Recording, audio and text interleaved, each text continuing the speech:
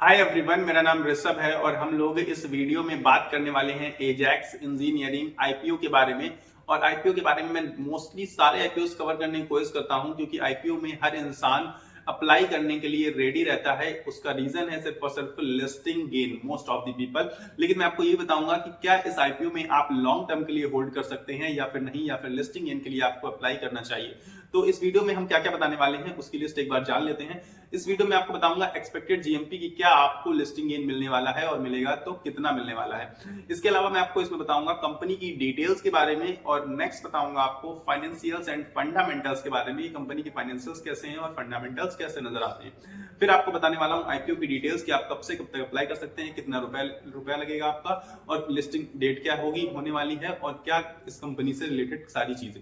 इसके अलावा लास्ट में आपको बताऊंगा कि अप्लाई करना है या फिर नहीं करना है इस आईपीओ में, जो कि सबसे ज्यादा इंपॉर्टेंट हो जाता है क्योंकि सब लोग यही जानना चाहते हैं कि क्या इस आईपीओ में अप्लाई करना है या फिर नहीं। तो सबसे पहले मैं आपको बताऊंगा कि कंपनी है जो एजैक्स इंजीनियरिंग, उसका जीएमपी है करीब करीब 10%। जो वीडियो शूट कर रहा हूं मैं, यानी कि लगभग 60 रुपए पर शेयर, जो कि 10% है तो ठीक मैं कहूंगा, लेकिन बहुत अच्छा जीएमपी प्राइस नजर नहीं आता है। लेकिन जो जीएमपी प्राइस होता है वो एक्सपेक्टेड प्राइस होता है। देखिए अभी हाल फिलहाल जो जीएमपी चल रहा है, हो सकता है कल कुछ और चलने लगे, कम हो जाए, बढ़ जाए, इसलिए जीएमपी को हम लोग एक्सपेक्टेड प्राइस नहीं मान सकते हैं जब तक कि जो शेयर है वो लिस्ट नहीं हो जाता हमारे बीएसई या फिर एनएसई कहीं भी। तो कुल मिला के शेयर मार्केट में लिस्टिंग तक जो है चेंजेस आते रहते हैं जीएमपी प्राइस में, ये हमें जानकारी बहुत जरूरी है। ठीक, तो आज की जीएमपी को देखते हुए आप अप्लाई नहीं कर सकते। आगे बताना चाहता हूं मैं आपको कि कंपनी की जो डिटेल्स है, 1992 में कंपनी फॉर्म हुई थी, तो यानी करीब करीब 32-33 साल हो गए हैं कंपनी को बने हुए। तो कंपनी आज की नहीं है, पुरानी कंपनी है, मतलब अपने कामकाज को बेहतर तरीके से समझती है कि कंपनी क्या कर रही है और क्या करने वाली है। तो मैं बता देता हूं कि कंपनी का कामकाज क्या है, क्योंकि ज्यादातर कंक्रीट से रिलेटेड है। हमारी छत पड़ती है हमारे घरों में, आप देखते होंगे, तो उसमें आप कहेंगे सीमेंट नहीं, उससे रिलेटेड सीमेंट नहीं, लेकिन ए टू जेड यानी कि स्टार्ट से लेके लास्ट तक की सर्विसेज प्रोवाइड करती है।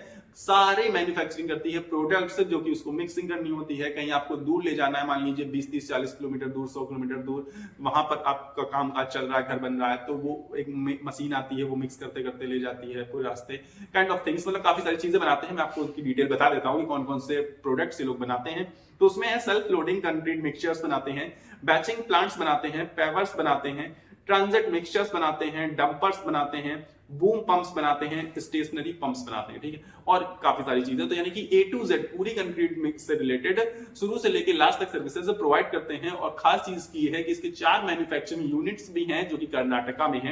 कर्नाटका के अंदर 4 मैन्युफैक्चरिंग यूनिट्स हैं, यानी कि अपने कामकाज को बेहतर तरीके से समझते हैं और आगे बढ़ाने की कोशिश कर रहे हैं। फाइनेंशियली और फंडामेंटल्स की बात करें तो 0.1 डेप्थ है, 0.1 ऑलमोस्ट डेप्थ फ्री आप इस कंपनी को कह सकते हैं, जो कि बहुत अच्छी चीज है क्योंकि ज्यादातर जो आईपीओ लेकर आती हैं कंपनियां, उनमें इतना भर भर के डेप्ट होता है और वो कंपनी बोलती क्या है कि हम लोग इस पैसे से डेप्ट क्लियर करेंगे। तो मेजर ऑफ द कंपनी जब आप देखेंगे आईपीओ लेकर आती है तो बहुत ज्यादा डेप्ट के साथ आती है, पर इसमें डेप्ट नहीं है, ये अपने आप में इसे पॉजिटिव बनाता है। ये आप इस चीज को नोट करिएगा, गौर करने वाली चीज है कि इस कंपनी पर डेप्ट नहीं है।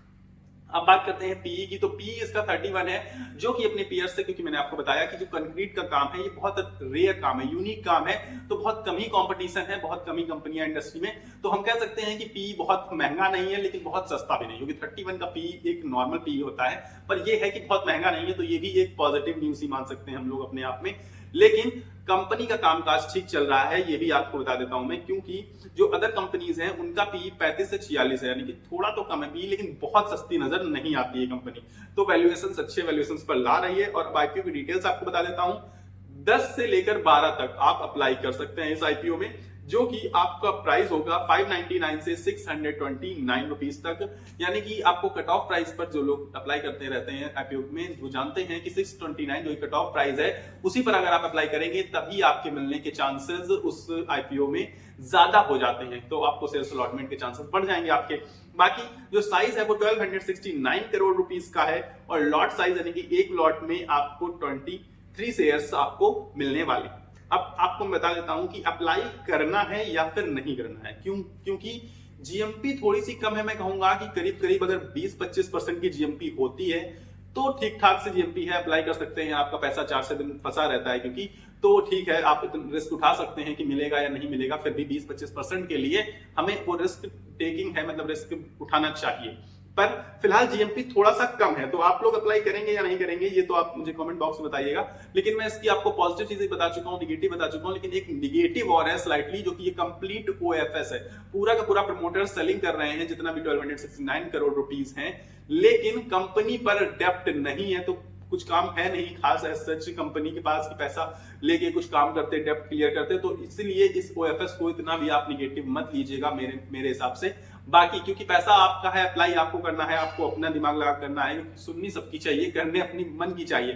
तो मैंने आपको इसीलिए सारी डिटेल्स बताई, सारी चीजें बताई, कंपनी का कामकाज क्या है, क्या करती है, क्या नहीं करती है, कैसे करती है, ओएफएस है क्या नहीं, पूरी डिटेल्स आपको मैंने इस आईपीओ के बारे में बता दी है। तो आप अपने दिमाग से फैसला लीजिएगा कि आपको अप्लाई करना है या नहीं करना है। और अगर आप अप्लाई करने वाले हैं या फिर नहीं भी कर रहे हैं, तो भी मुझे कमेंट बॉक्स में जरूर बताइएगा कि क्या आप इस आईपीओ में अप्लाई कर रहे हैं या फिर नहीं कर रहे हैं। फिलहाल इस वीडियो में पास इतना ही है। अगर आपको वीडियो पसंद आया तो वीडियो को लाइक कर देना, चैनल को सब्सक्राइब करके मेरे साथ जुड़ जाइएगा। मिलेंगे अगले वीडियो में, तब तक के लिए आपको अपनी सेहत का ख्याल रखना है। स्वस्थ रहिए, मस्त रहिए, नमस्कार, धन्यवाद।